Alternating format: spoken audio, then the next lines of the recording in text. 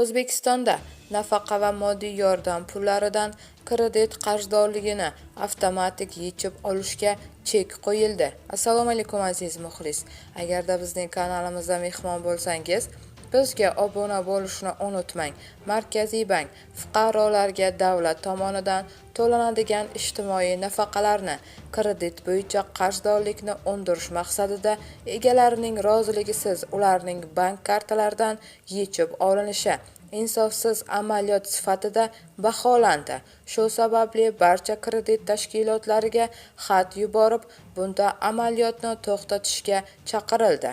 Ijtimoiy himoyaga muhtoj aholi qatlamida davlat tomonidan ajratilayotgan nafaqa va moddiy yordam mablag'lari fuqarolarning bank kartalariga tushgandan so'ng kredit tashkilotlari tomonidan kredit bo'yicha qarzdorlikni undirish uchun avtomatik tarzda yechib olinishi holatlarni kuzatilayotgani haqida Markaziy bankka kelib tushgan murojaatlardan ma'lum bo'lgan.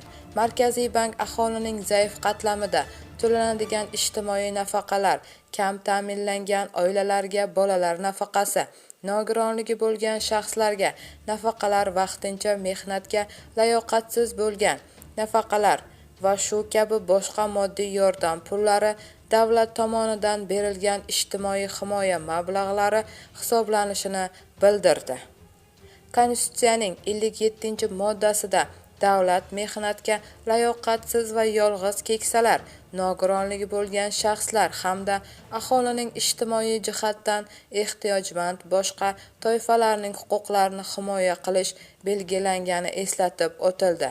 Markaziy bank fuqarolarga davlat tomonidan to'lanadigan ijtimoiy nafaqalarni kredit bo'yicha qarzdorlikni sundirish maqsadida akseptis usulda yechib olinishi adolat tamoyiliga zid va insofsiz amaliyot sifatida baholaydi, deydi kredit tashkilotlaridagi yuborilgan xatda.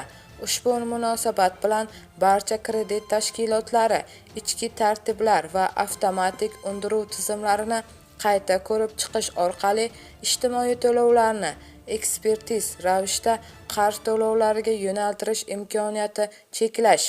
Bunday holat bo'yicha fuqarolardan shikoyatlar kelib tushgan taqdirda undirishni to'xtatish va yechib olgan mablag'ni fuqaroga qaytarib berish choralarini ko'rish lozimligi keltirilgan.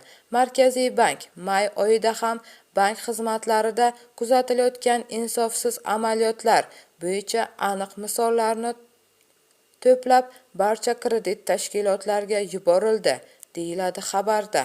Bu xabarni barcha yaqinlarimizga jo'natib qo'yamiz hamda videomiz ostida bir dona like tugmasini bosishni unutmaymiz.